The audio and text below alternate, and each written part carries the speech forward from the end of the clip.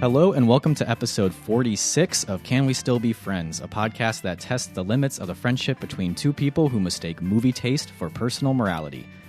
I'm Nate Goss, here with Ryan Ebling. This month, Fantastic Beasts and Where to Find Them, the eagerly anticipated new entry into the Harry Potter cinematic world, is released. Harry Potter fans are already flocking to see the newest story, even though Harry, Ron, and Hermione are nowhere to be seen. For this episode, we're going back to where it all began, with 2001's Harry Potter and the Sorcerer's Stone. Ryan is a fan of the Harry Potter series, while I haven't ever really come around to it. So, in celebration of its 15th anniversary, I'm going to give it another go. As everyone expected, Harry Potter and the Sorcerer's Stone was a huge hit. The cast blended some of England's finest actors with some promising young talent. The movie, directed by family movie veteran Chris Columbus, earned just over $974 million worldwide. The critics were generally positive, and most fans were elated to see the beloved book finally come to life. Since then, the rest of the series was almost equally successful, with the final installment split into two movies, earning about $2 billion between them. But does it live up to the standards set by J.K. Rowling's smash hit novel? Or is the magic gone from this one? Keep listening.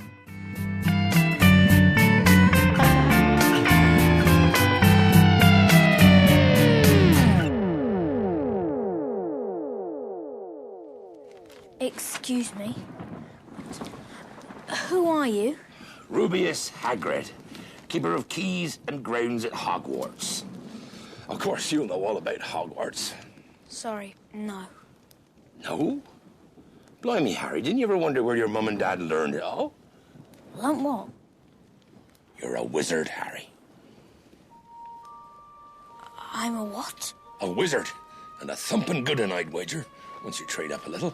No, you've made a mistake. I mean, I can't be a wizard. I mean, I'm just Harry. Just Harry. Well, just... That is, of course, Hagrid telling Harry what Harry should have known already, that Just he's a Harry. wizard, just Harry. That is the moment where just Harry becomes just Harry Potter, and the legend is born again, I guess. Yeah, I never understood why J.K. Rowling, didn't call her books just Harry Potter. Just Harry Potter and the If that's Sorcerer's his name, Stone. yeah. It's one of those real Harry Potter fans. Oh, that I wouldn't know. Yeah. Yeah. It must make more sense when you read the whole series. Yeah, it's like a huge part of the book, yeah. Okay. I'll just have to take your word for it. Yeah, I know. They don't really have a name for Harry Potter fans, right? Yeah, they have the Do they? Potterverse. The Potterverse. Well, yeah, but they're not like potheads or like... Yeah. Yeah, that's true. I don't know. Or like potties. I don't know. Well, I mean, maybe by the end of this episode, we'll figure it out. One, yeah. There should be something. Maybe this, I think by talking about it, we're officially entering the Potterverse. Like, this is now... We've somehow gone through the gate. Well, I mean, this episode will be... It'll go up on some wiki. Sorry, I'm just quick Googling a Harry Potter fan base name. No, there isn't a nickname. Although I did just find out that fans of Twilight are called Twihards. I do not like that. Neither would Bruce Willis. Probably not. So, Harry Potter and the Sorcerer's Stone. I'm a real Pott-ee. You and your that one may not stick. You and your Potter mouth. Oh gosh, dang. We're starting off well. Well, anyways, welcome back, Ryan. It's actually been a while, I think, since we recorded. It has. We kind of did two back to back, and then took a little break, I think. Yeah. I needed that little breather, I think. But yeah, well, I mean, nothing's happened since then. Nothing at all. Nope. I've just been watching Harry Potter over and over again ever since we did our Wickerman episode. So yeah, I'm completely in a bubble. I don't have any idea what was going on in the world since Halloween. I can't imagine anything. No. And that's the way we'll keep it. Sure. So Harry Potter is 15 years old this The movie, year. yeah. The movie, yes. Sorry, I should have... Books, I think, are 19 years. I mean, the first one, something like that. Either way, that just does not seem like that movie should have been 15 You feel years old, right? I'd feel very old. There are about kids that. in high school who were born after that movie was released. Great. In case that puts anything into perspective for you. before we dive right into our discussion of Harry Potter, why don't we talk a little bit about our first time seeing the movie? How much of a Harry Potter fan are you? You are a Harry Potter fan of the books, at least, and I think the movies, right? Yeah. I mean, I'm not like, it's not a hill I'll die on. I really enjoy it, though. I wouldn't want you to die on a Harry Potter hill.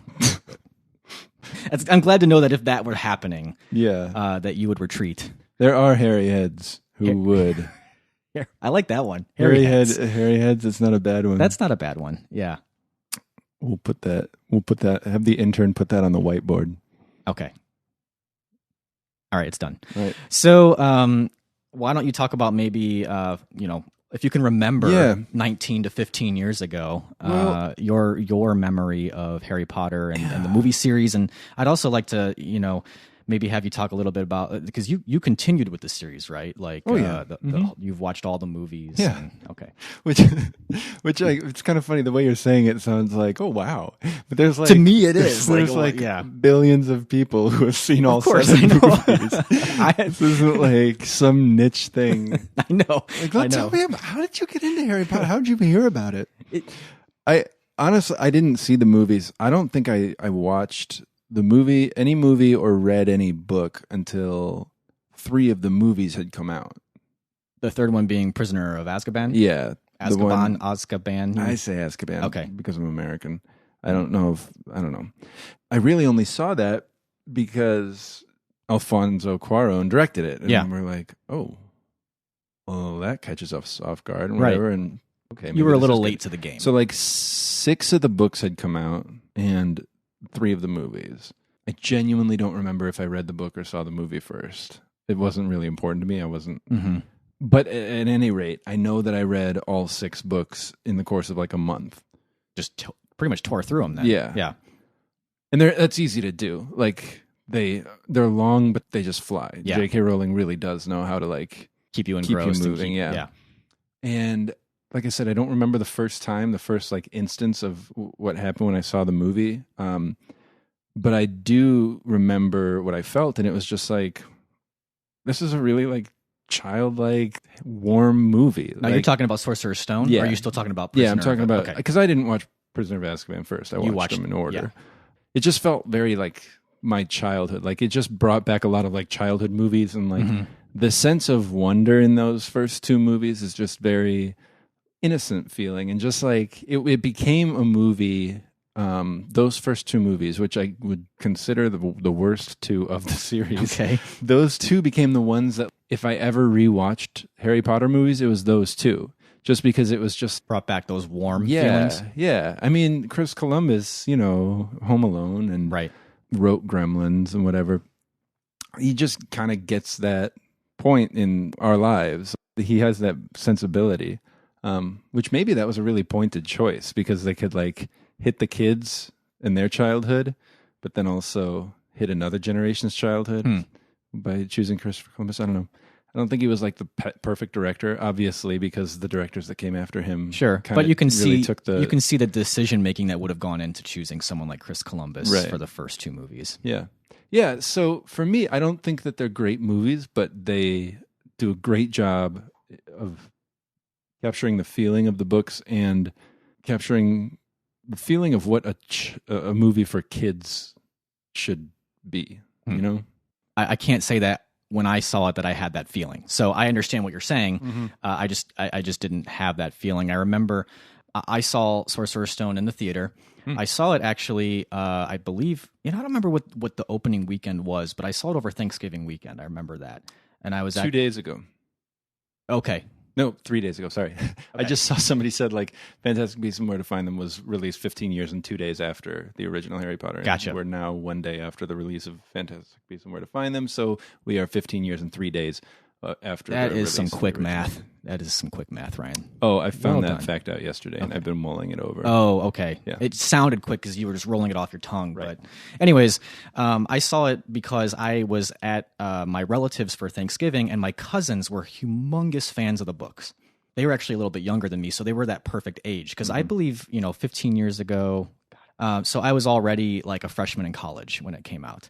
So, I mean, I wasn't quite the target audience for the first Harry Potter movie, and I wasn't the target audience for even the book when it came out. I was a little bit older, I think, because I was in high school then. And but my cousins who were a little bit younger were that very much the book was written for them, and they were so excited to see the movie. And that's what we do on Thanksgiving. A lot of times we go see a movie after the meal, and so we went and saw Sorcerer's Stone, and I knew the basic idea of Harry Potter, just that it was, this boy wizard, and they went to school learning how to be a wizard. Witchcraft and wizardry. Sure. Right, exactly.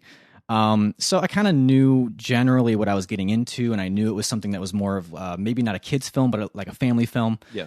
And I was ready for that, and I started watching it, and I just got really bored by it. And I eventually actually, and probably this had to do with the turkey and all that, but I did fall asleep a couple times in the movie watching it. And I mean, I would think that a movie that is a sort of fantasy adventure kind of movie would at least have kept me awake, if not necessarily engaged the entire time. So anyways, that's how I left it.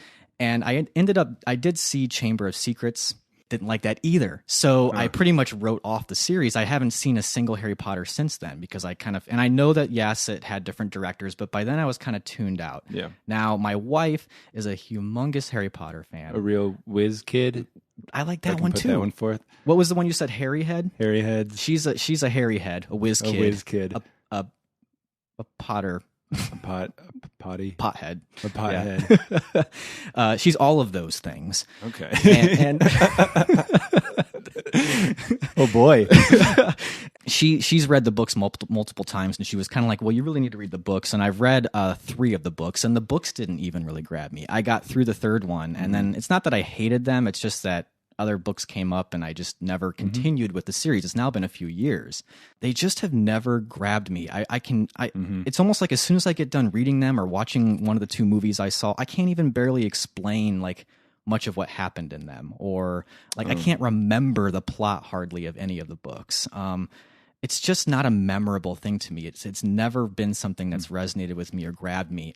I guess that's just kind of where I've been. And so when it came time to rewatch it, and I know you're a fan of at least the books and the movie series as a whole, I was kind of excited to give it another shot. It's been 15 years, so I thought, maybe I've grown up a little bit. I can see it in a different light. You've got kids, maybe. Exactly. Maybe it was just something I want to show my boys. Or I do find that since becoming a father, I watch certain movies through a completely different lens. So I was excited to watch this, and so... Okay. Now we can. Well, that's good. Although it doesn't sound super promising. Did you have it rated? Did you feel like you could? I don't remember if I've ever rated this on Letterboxd. It might have been one of those that since I fell asleep during it, I didn't feel like I could give it a reasonable rating. If I did, it was probably at like a 3-star or something like that, because I just didn't know. Like I figured, it wasn't a terrible movie. Sure. It's just I fell asleep in it. So yeah, as far as falling asleep goes, I am no one to judge. There's not a movie in the world that could keep me awake when my body doesn't want to. True, stay awake. I've fallen asleep through some incredible movies. I've fallen asleep through some of my 5-star movies, the first time I've seen them, just because of the situation. No, so that's not necessarily writing off the entire movie because I fell asleep in it. Yeah. Did you rate it the first time that you saw it? I'm trying to look and see what I have it rated as. I should say when you set up, your Letterboxd account. Yeah. I don't have it rated for some dumb reason. But I can tell you I would have rated it at probably a 4. Okay. I think it's got like a 1/2 star of just being like part of everything. Yeah. Maybe like even to a whole star of just being part of everything. Part of the Potterverse. Yeah. And the Harry Potter thing. I think that's fair. Yeah, all right. Do you want to share how you felt on the rewatch, or? I can. I mean, it's probably hard for you to It is hard because think of it as a single film. Yeah. And I honestly, I was watching it thinking of you watching it and thinking like, yeah, there's a lot of dumb stuff in this. Very childish stuff. And what's tough about that is that the movies and the books all grow in seriousness with Harry. And I'm aware of that, by the way. Like I know that the books even get darker as they go on, and they actually seem to almost mature with the audience that was originally intended It's almost for, like you need to be the age of Harry in order to read the book. Yeah. So this is a movie and a book for 11-year-olds, essentially. And I took that into account. That's good. Yeah. So I don't have to defend that. I still enjoyed it. Like the movie glows golden. It's shot in this golden light that it just feels so. It's like a light on in a house during snowfall. Mhm. Like it's just one of those like inviting movies. Sure. And I still get sort of taken in by Harry's wonderment at the world of wizards and all this stuff. That first visit to Diagon Alley is like, it does it for me. Mm-hmm. I'm not gonna like hold it up against some of the best sequences in movie history, but I think another interesting thing about it is having watched Emma Watson and Daniel Radcliffe specifically in so many other things. Yeah.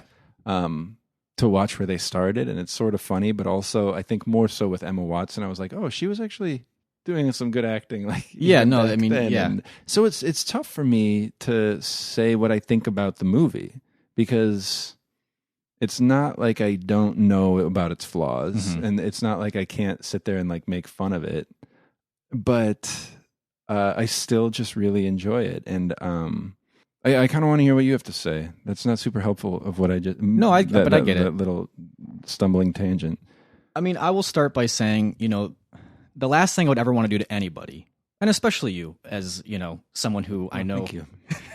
We talk about film a lot, obviously, on this podcast, Yeah. but also I know we respect each other's tastes a lot. Uh-huh. And the last thing I would want to do is ever ruin somebody's cozy film. I think we all Yeah. have those cozy films. Yeah.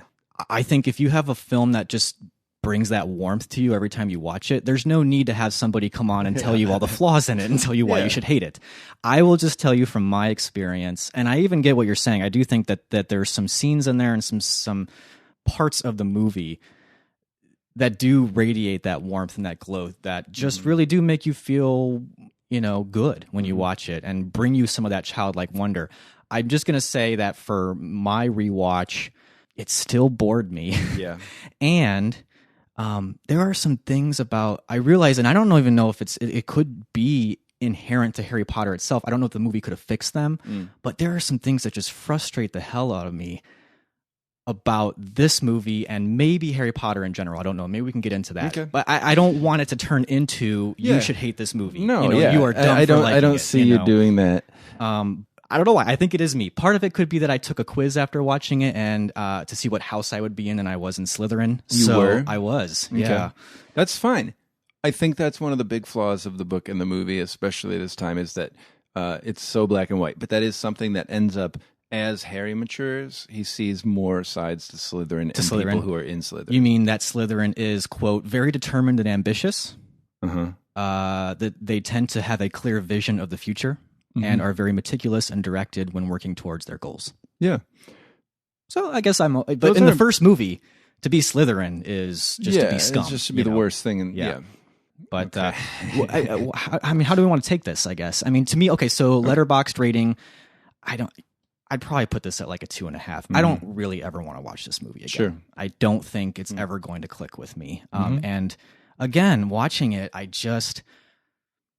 I kind of see where you're probably where you're at with a lot of these historical epics that I make you watch in here. I just wanted it to be over. Like I was just like, can this end already? I don't see the point. It was hard at first for me to put my finger on what exactly it is that really bugs me about Harry Potter, or not necessarily what bugs me, but why I can't seem to connect with it. I have some ideas, Okay. and maybe you'll be able to kind of bring some Magic. some wizardry to my thoughts, or maybe I'm missing something. Maybe I seriously Maybe. tuned out during a scene that was very important. That The scene that makes it all something you care about. If you want to talk about Harry Potter in general or this movie specifically, I honestly don't know. I'll go wherever you want. Okay. Well, I don't really know a ton about where Harry Potter goes after this, so we can't really talk a ton about that. This is a movie that is within the genre or the landscape or whatever you want to call it of like fantasy adventure. Okay. And there's other movies that are like that I'm totally into. I love the Star Wars movies, not so much the later ones, but as a series, I like Star Wars. Sure. I like Indiana Jones. I like Lord of the Rings. I mean, I like, Willow. And It's not like you need it to be grounded in reality. No. But that is part of what bothers me. I almost feel like this movie, kind of like Star Wars, definitely like Lord of the Rings, I think it could have used a good prologue. There's not much setup for anyone who's not already initiated into the Harry Potter universe for you to really understand this world that you're entering into. Now, I think Hogwarts in general is a very well fleshed out world, and J.K. Rowling and Chris Columbus, as the person who has to visually bring this to life, does a great job of really paying attention to the details and making you feel like this is a world you want to spend some time in. Right. But where I just get lost and where I think there's an inconsistency in tone, and I know it's a kid's movie, but I don't get what the real struggle is. And you don't really figure it out until almost 2 hours into the movie. Right. Like, so much of fantasy is good versus evil. And yeah, I know it's very black and white. You almost kind of want it to be in a fantasy movie. You want to know what you're fighting against. And I felt so frustrated watching it this time. I'm like, first of all, this is sort of a world that's analogous to the real world, but why are there wizards? Why are we there? Like, why are there witches and wizards? It never explains that very fact. And I don't think it necessarily, if you're a kid, you care, but I care. I was like, why are there wizards? Like, what purpose do they serve? I mean, even in the Marvel universe, there are superheroes, and you understand that maybe they're born that way or whatever, but you understand why they're there. Like, they're there because they use their powers for a certain goal or a certain morality that they preserve. I don't really get what themes Harry Potter is playing with at all. So Harry Potter is supposedly some sort of, promised wizard or some sort of messianic type of figure, but for what? And then eventually you find out that there's this Voldemort character who is a villain who cannot be named, but what's his goal? Like, what does Voldemort want? Power? But power against what? Does that have any bearing on real life, like real Muggle world? Like, I don't get, first of all, what the stakes are, but even what the threat is in this movie, It really frustrates me. And so I have a hard time seeing this as anything more than just a movie that's giving Harry Potter fans a good hit. You read the books, you loved them. Here's a movie version of it that's actually very faithful to the book, and boy, isn't it a lot of fun to just spend time in this world. The end. You asked a lot of questions. I know. There. You can take it anywhere you want, and you can also completely disagree with me, or think that you might be able to provide some insight on this. Well, I can, but the trouble is that I can imagine that the reason there's not a prologue explaining everything is because we're seeing things through Harry Potter's eyes. And Harry doesn't know anything. Harry knows as much as we know. And all we know is that he got put on the doorstep of his aunt and uncle. And as Harry learns things, we learn things. The interaction between the wizard world and the Muggle world, and you're kind of testing this is where my status as a warthog. A hairy head. There he goes, another one. You're full of them. I'm coming up with stuff is going to be tested here. But the Muggle world is unaware of the Wizarding world for the large part. And the Wizarding world wants to keep it that way. In the books, the Wizarding world is much farther removed from the Muggle world, where, like, wizards only wear cloaks and stuff. And, like, whenever a wizard has to go into the Muggle world, they always look ridiculous because they're wearing what they think Muggles will wear. Sure. And almost like tourists, kind of. Yeah. And so in the books, that's a much sharper divide. For the most part, I think the Wizarding world just wants to exist and will do what it can to protect the Muggle world. Voldemort, as you learn throughout the books, he wants to create like a pure race of wizards, destroying not only Muggles but anybody who isn't wizard born. So, like Hermione, who has which became a witch. I don't even quite know how that happened. I don't expect you to be like the exhausted, the sort of authoritative source on Harry Potter, but that ends up being Voldemort's goal, and that's what he tried to do by killing. So eventually eliminate all Muggles. Okay. And now those are some high stakes, right? I would have loved to have known that. But again, for like that kind of pressure to be on an 11-year-old. No, And I don't think that Harry becomes- Potter even needs to know it. I think the you need to, viewer like- needs to know it. You know, Well, it's kind of yeah. like okay, so I'm not saying it needs to be just like another movie I liked. I know that's not fair, but Star Wars does a very good job of setting up right away, even though most of the movie is going to be through Luke Skywalker's eyes. It sets up right away that there is an empire that's very dangerous. Yeah. That doesn't really happen in Harry Potter. Yeah. You eventually get there, but by then I was already tuned out. I think that comes through more clearly in the book, and I think you're right. The movie doesn't spend its time on that. But yeah, the stakes are high, and Voldemort tried to do that. You don't find this stuff out until much later. Dumbledore, throughout the books, is a character who is very much like need-to-know basis with the information he gives to Harry. And it becomes a serious source of tension for Harry. Like, why did you keep this stuff from me? I should have known that I had this relative out there. I should have known that I had these things. It's one of the more interesting dilemmas, ethical dilemmas throughout the series is like Dumbledore knowing everything he knew. Why didn't he do more to prepare Harry? And he thought he was protecting Harry and all these things. So the stakes are there, and it's a choice by J.K. Rowling to unfold it as Harry learns it. I agree that it does seem, especially because of the red herring of Snape throughout the movie, where it's like, Snape's bad, Snape's bad, Snape's bad, wrong, Quirrell's bad, didn't see that coming. It's like, how could I have seen that coming? You just had us focusing on Snape this whole time. Right. And then like the fact that he had Voldemort on the back side of his head is like, oh, okay. But again, watching it this time, since we're looking at this through an 11-year-old's eyes, I can see why it would be so obviously Snape to them, because he was like the thorn in their side and whatever. And it could be a commentary on like the limitations of black and white thinking. Like you ignore an actual threat in favor of somebody who just rubs you the wrong way. Yeah. No, I could see that. Yeah, I mean, maybe that would be maybe a good place to take the conversation. Even if I couldn't figure out maybe what the real battle of good and evil is, I should at least be able to decipher what themes the movie's playing with. Yeah. And I had a hard And you time feel even like you doing could- that. Maybe I'll throw this question out to you. Earlier in the week, I was listening to an interview on Terry Gross's interview with Francis Ford Coppola.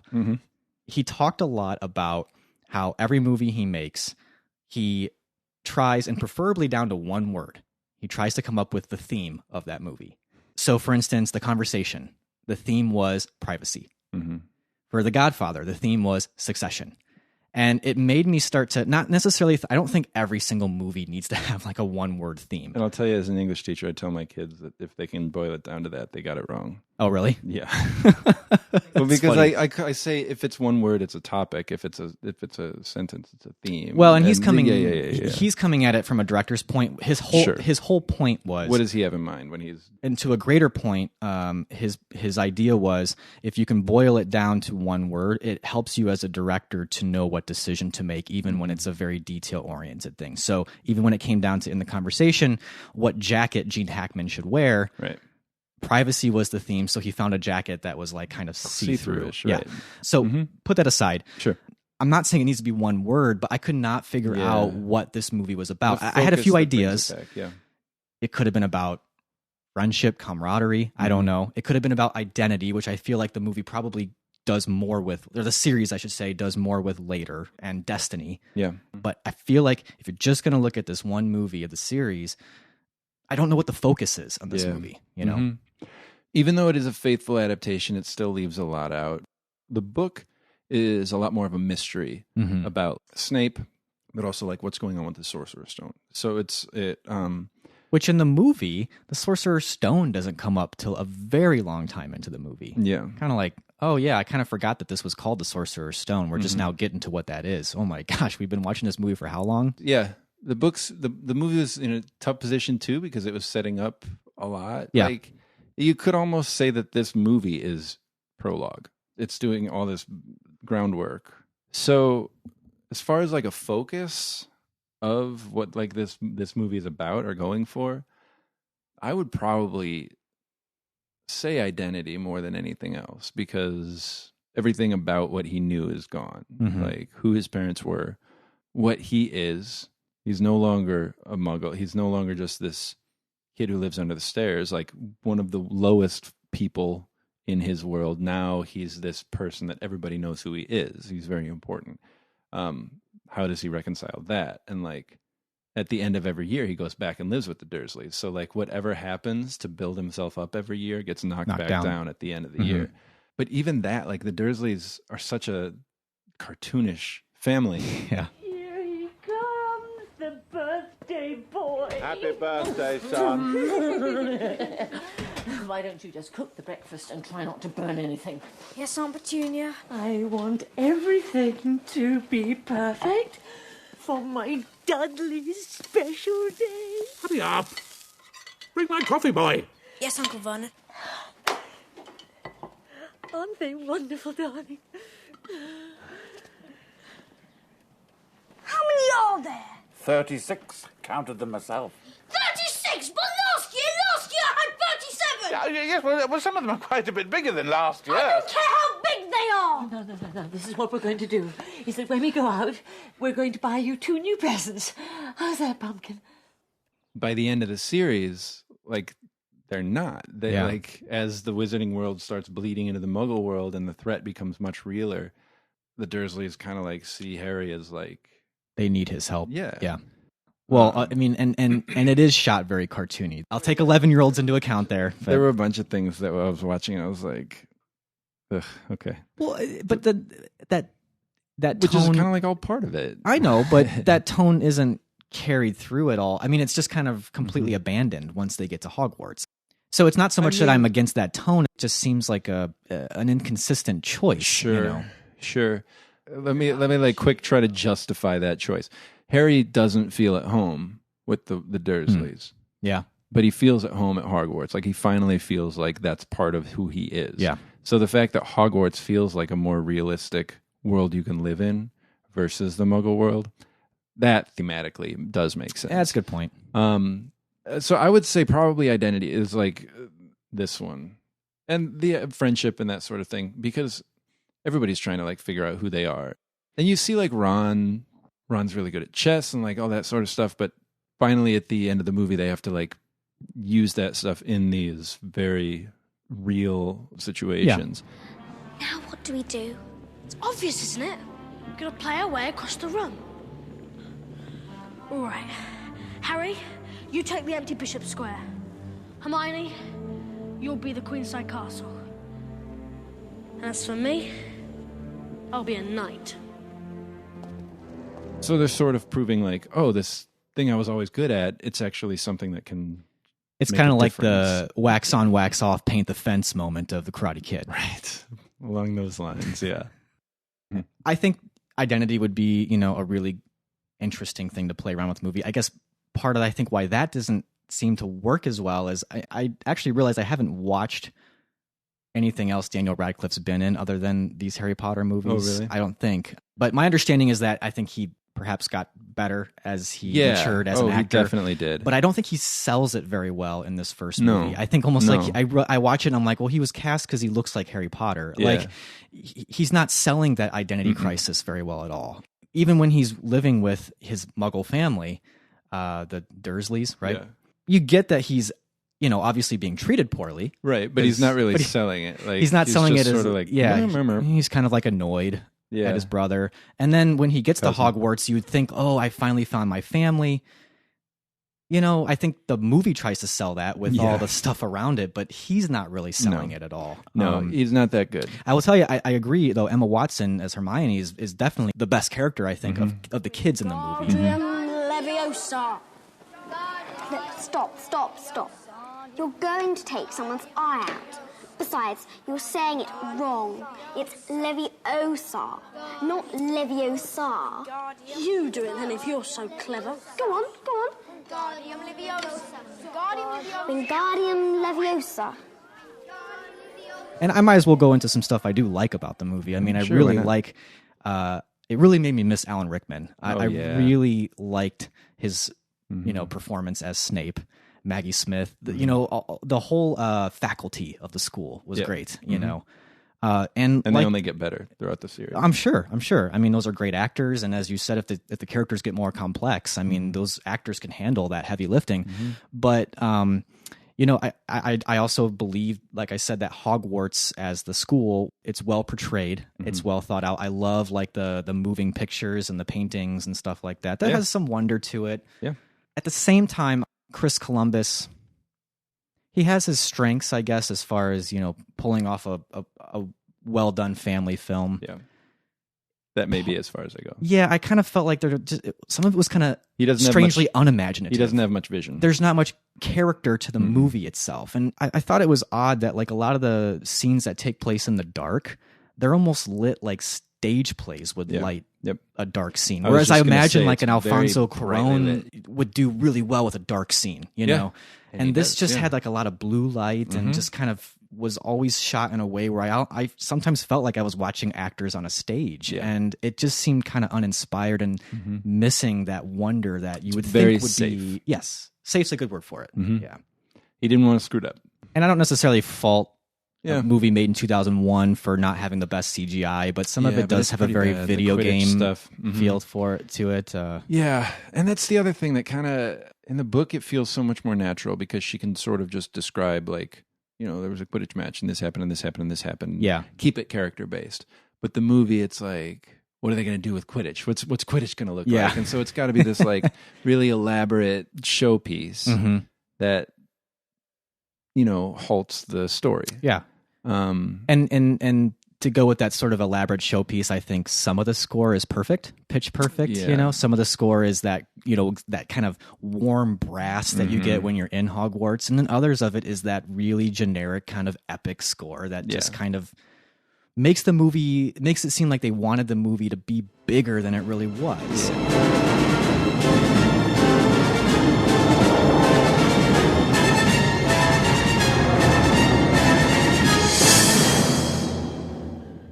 You know, and I would have almost preferred a more kind of quaint, like to stick with that smaller world.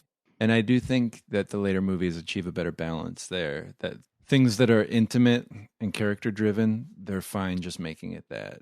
Not everything has to be impressive. Like I said, this is the worst of the movies. Yeah. And Chris Columbus is definitely not a director I respect to the end of the earth or anything. Like he's just all right, good. Home Alone. You did a good job with Home Alone. Yeah, I like that movie. I mean, he directed Mrs. Doubtfire. Oh, yeah? Yeah. Well, you know, exactly. This is the guy that you want to hire when you need a movie that really appeals to that junior high, you know, maybe even a little bit younger crowd. Yeah. Because, geez, I sure did love Mrs. Doubtfire when I was 12. Me too. Yeah, I mean, that guy had a string of hits. Home Alone 2, Mrs. Doubtfire, 9 Months, Stepmom, Percy Jackson. Yeah, well, I mean, that would make sense after doing Harry Potter. Right. You know? But he wrote, like, Goonies and Gremlins and Gremlins 2. He can make a movie. I think he's probably, at this point, a better producer than he is director. Maybe he always was a better writer, producer than he was director. He was safe. He showed people what they wanted to see. He directed the first two, and I think it was probably the best decision they ever made to switch directors. Yeah. I don't think that even Prisoner of Azkaban's a perfect movie. I think you could probably say the best movie of the series is maybe Half-Blood Prince. Okay. You're going to press me on that. Okay. But which is the one that had the Nick Cave song in it? Or was that just in the trailer? It's the song from Abattoir Blues and Lyre of Orpheus, Oh Children. Because I remember, you know, obviously I had kind of discounted and wrote off Harry Potter as a series that I was going to see every time they put a movie out. And then I remember seeing that trailer and I was like, whoa, that's Nick Cave. That's an interesting choice for a Harry Potter movie. It was in Harry Potter and the beautiful Deathly Hallows song, Part 1. but very dark. Yeah. Yeah, it was in the Deathly Hallows Part 1. And that wasn't the only time that they had interesting music. There's one of the movies where there's like this big wizard band called the Weird Sisters. They show up in the movie in the Goblet of Fire, and the band performs at this dance. And the band is made up of Jarvis Cocker, from Pulp, Johnny Greenwood, Jason Buckle, and Steve Mackey, also of Pulp. They're just playing at the school, or yeah, they're the Weird Sisters. Put your hands up in the air like an old girl just don't care. Can you dance like a pro grip? Mama, mama, mama, mama, mama, flying off from on the cliff, Yeah, it's just kind of strange. Like you saw Nick Cave, and And I was yeah. watching, and I was like, "Is that Jarvis Cocker?" I was like, "What?" And then yeah, it was, and they were like, Just injecting that little bit of hipster cred. "Yeah, a little when, bit." where it's needed. I'm sure, from what I understand, they all wanted to. Like, Yeah, they I'm all sure. asked, Yeah. if they could do it. Us and kind of speaking to just cameos that kind of lend a little credibility. I kind of forgot that John Cleese was in Sorcerer's Stone for Yeah. that few seconds. Yeah, that's another thing. Like, the book makes so much more of the ghosts. Yeah. Like, the Bloody Baron is a huge character, and he just, like, somebody's like, "There's the Bloody Baron" at one point in the movie. Yeah, they're just in and out. Yeah. Really. But yeah, John Cleese, John Hurt, I had forgotten, was Ollivander. But there was a lot of that. There was a lot of like, boy, if you were a fan of the book, I bet you're loving this. Mm-hmm. And there was part of that I could share in. Like the sorting hat looked really cool, and I liked that. And me being sort of a gearhead guitar guy, like I understood the whole Nimbus 2000 thing. I'm like, that would be like holding, a very special Gibson Les Paul guitar in your hand. So like I kind of liked that sort of idea of like, you're going to a wizardry school and there's gear that is like the good gear, and then there's like sort of the generic gear. But a lot of it did just seem like we're just making sure that we hit all the notes with the fans. Yeah, and like I said, I think this movie is prologue, essentially, because so much of once you get through the series, you realize a lot of things that happen even in the first book end up having a lot of significance, like the fact that the Sorting Hat says about Harry, like, "Ooh, do I put you in Slytherin or Gryffindor? Like, you could be either one."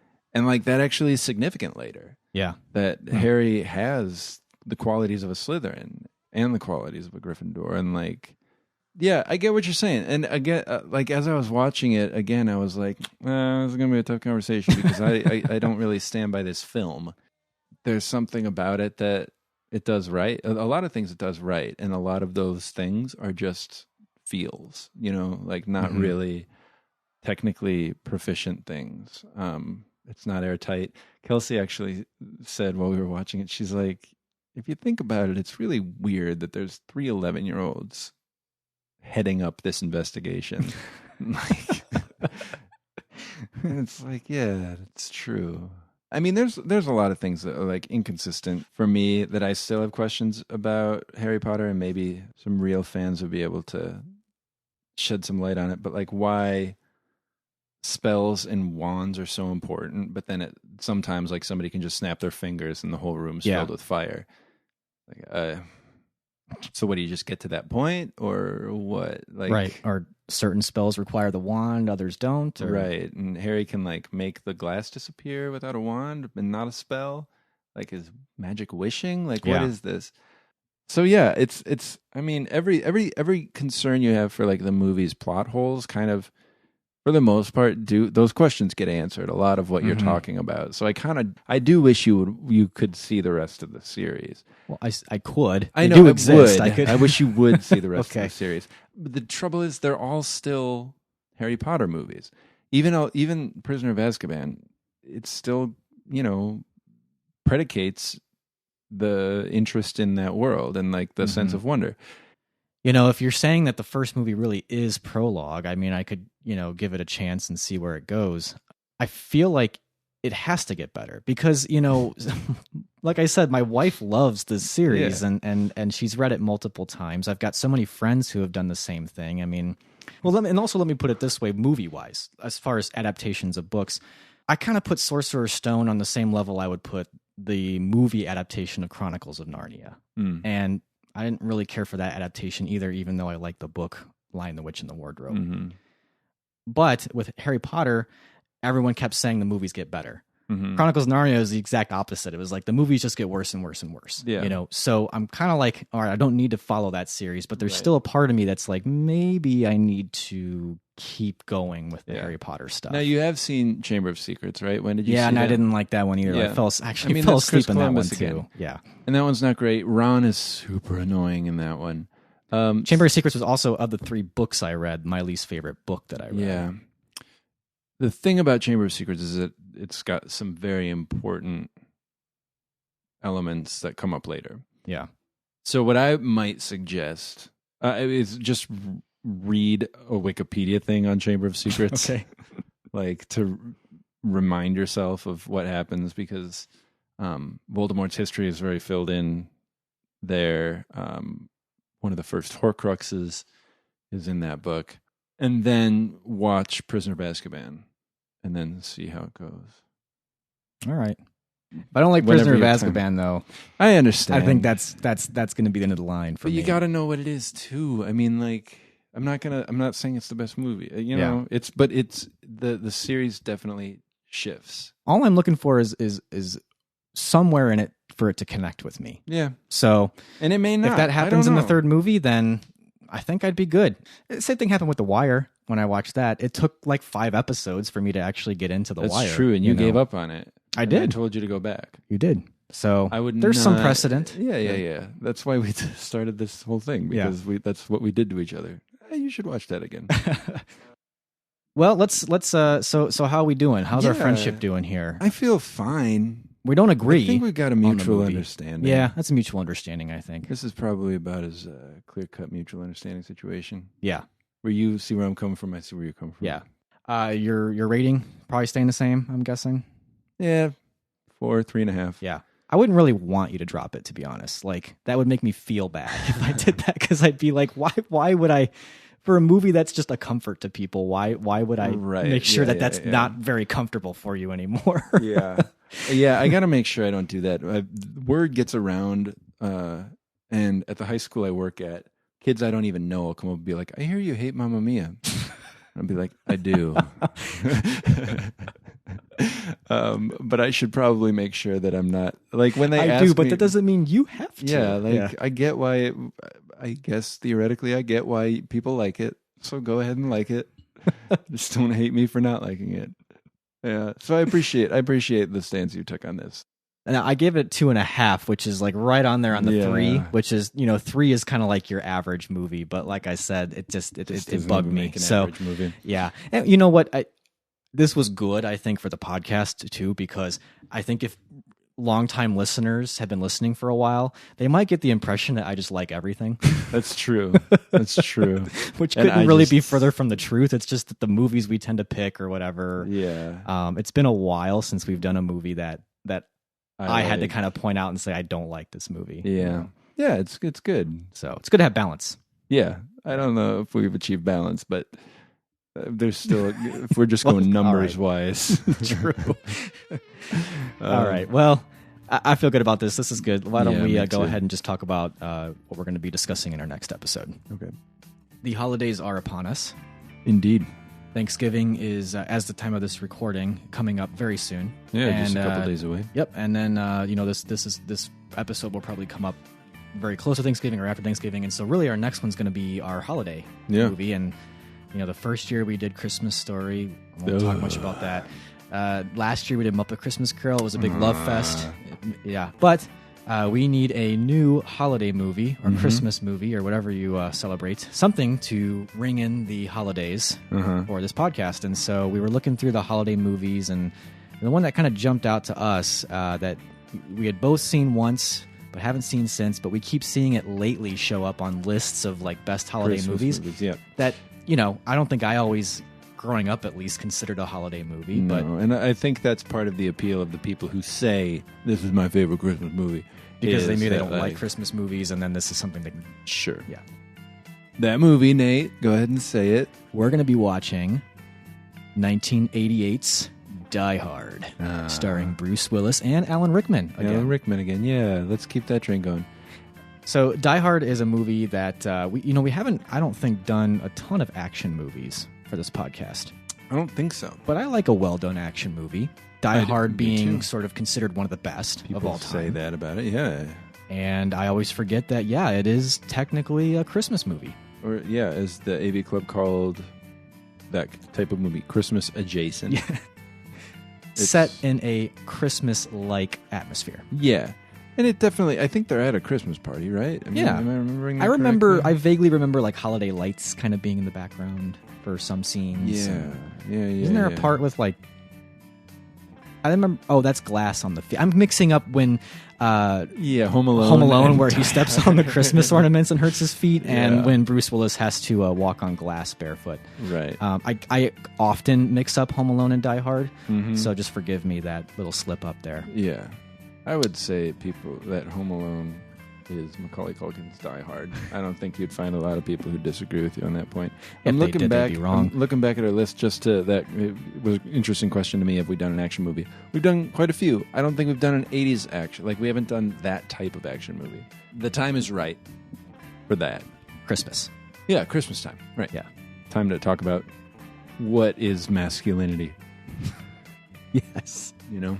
So we hope that you, take some time to enjoy a good action flick. Sure, Watch yeah. Die Hard with us. And if you, as a listener, have any sort of feedback or comments about Die Hard or about, what's the movie we talked about? Harry Potter and the Sorcerer's Stone.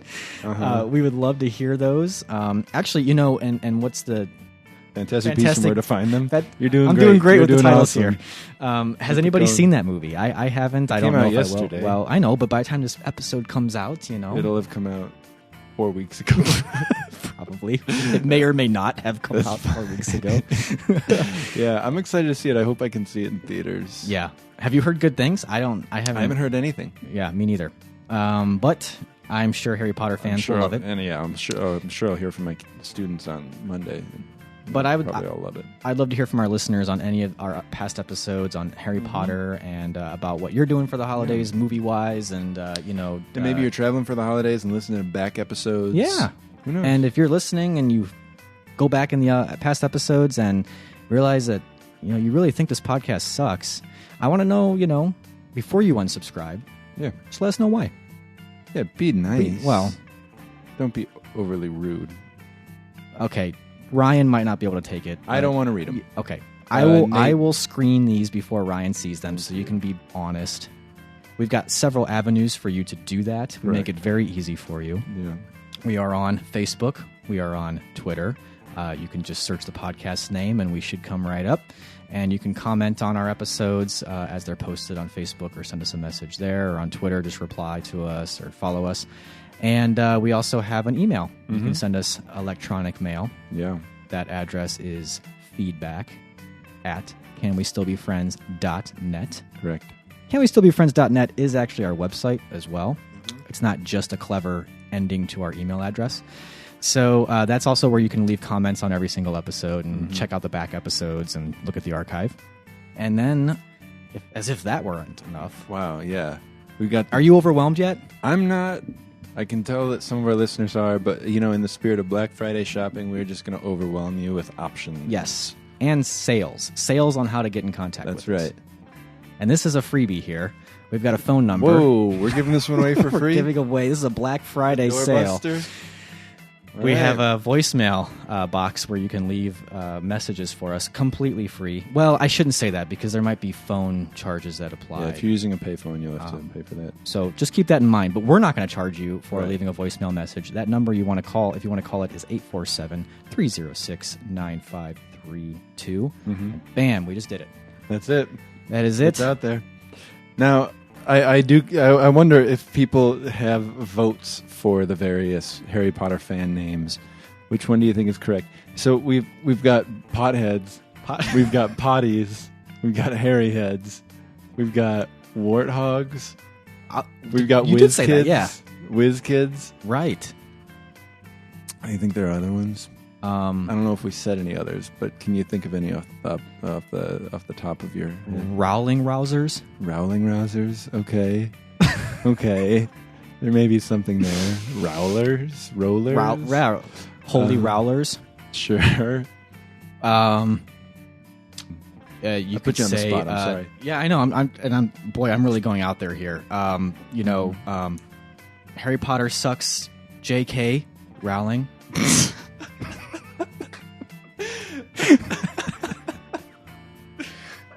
So bad. All right.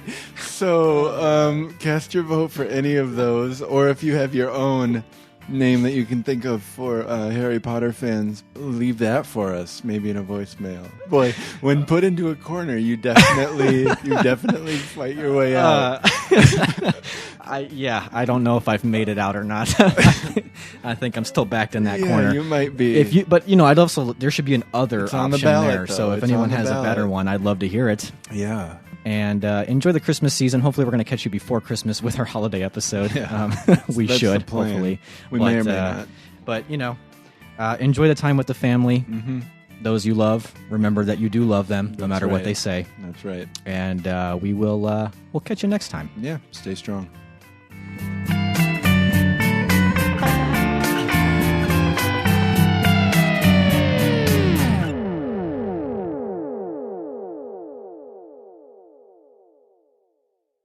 There's the Bloody Baron.